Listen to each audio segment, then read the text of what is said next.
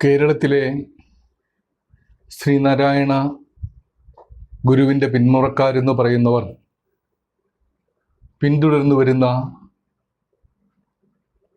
ഒരു ജീവിതശൈലിയും സാമൂഹിക ഇടപെടലുകളും വളരെ ഗൗരവമായി ചിന്തിക്കുകയും അവലോകനം ചെയ്യുകയും ചെയ്യേണ്ട കാലമാണ് കടന്നുപോയിക്കൊണ്ടിരിക്കുന്നത്.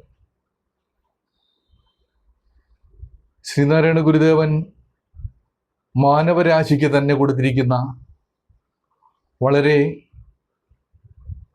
ആഴമാർന്ന വളരെ മഹത്വപൂർണമായ ഒരു ജീവിത സരണിയുണ്ട്. ഈ ജീവിത സരണിയെ പരസ്പരം ബന്ധിപ്പിച്ചിരിക്കുന്നത് മാതൃകയാക്കേണ്ടത് ഗുരുദേവൻ തൻ്റെ ആശയം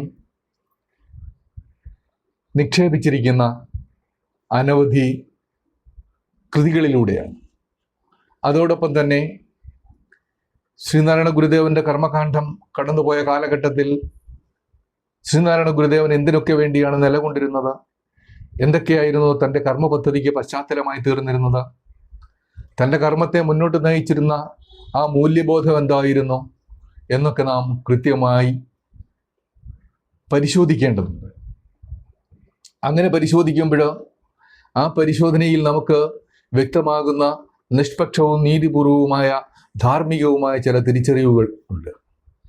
ആ തിരിച്ചറിവുകൾ എന്ന് പറയുന്നത് ഏതെങ്കിലും ഒരു പ്രത്യേകമായ മൂല്യസരണിയെ അന്ധമായി പിന്തുടരുക എന്നുള്ള ഒരു രീതിയായിരുന്നില്ല ഗുരുദേവൻ സ്വീകരിച്ചിരുന്നത്. ഗുരുദേവൻ്റെ ചിന്താസരണിയുടെ ആ ഊടും പാവുമായിരുന്നത് ഭാരതത്തിൻ്റെ വൈദികമായ വേദാന്തപരമായ ദാർശനികമായ ആർഷ ജീവിതത്തിൻ്റെ മൂല്യബോധം തന്നെയായിരുന്നു എന്ന് നമുക്ക് സമ്മതിക്കാനുള്ള ഹൃദയവിശാലത ഉണ്ടാകണം.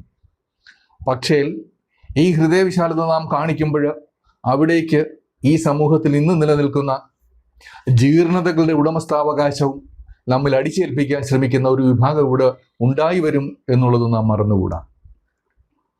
ഈ സനാതനധർമ്മത്തിൻ്റെ ഭാരതത്തിൻ്റെ മൂല്യബോധത്തിൻ്റെ ഊടും പാവുമായിരിക്കുന്ന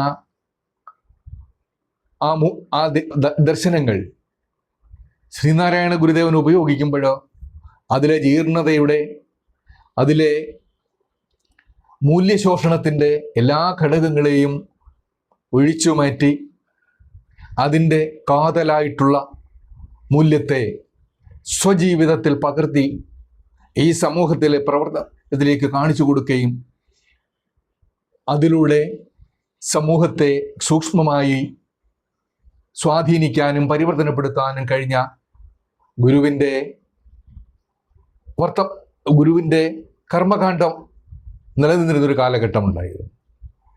ആ കാലഘട്ടത്തെ നാം പഠിക്കുമ്പോൾ ഗുരുദേവൻ്റെ പറച്ചിലും പറഞ്ഞതും താൻ പറയാതിരുന്നതും താൻ എഴുതി നമ്മെ ഏൽപ്പിച്ചതുമായ ഒരു വലിയ മൂല്യ സരണിയുണ്ട്. ഒരു മൂല്യത്തിൻ്റെതായ ഒരു സംഹിതയുണ്ട്. അത് അനവധി കൃതികളിലായി വ്യാപിച്ചു കിടക്കുകയാണ്.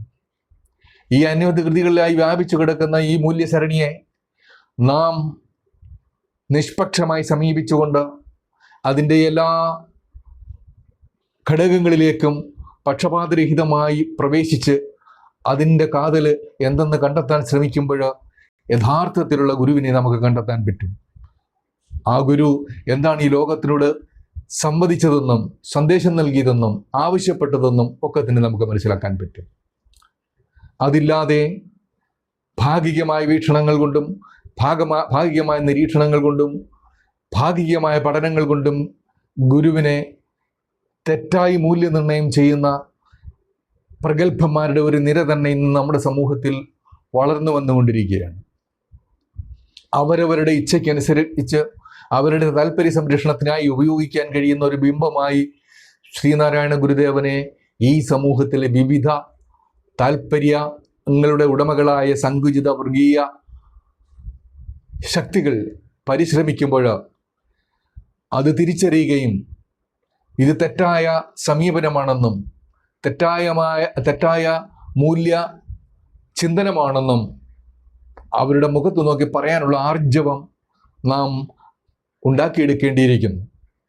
ഉണ്ടാക്കിയെടുത്തില്ല എങ്കിൽ അത് കേവലം ഗുരുവിൻ്റെ ദർശനങ്ങൾക്കോ അല്ലെങ്കിൽ അതിനെ പിൻപറ്റുന്നവർക്കോ മാത്രമുള്ള ഒരു പരാജയമായി നാം കാണണ്ട.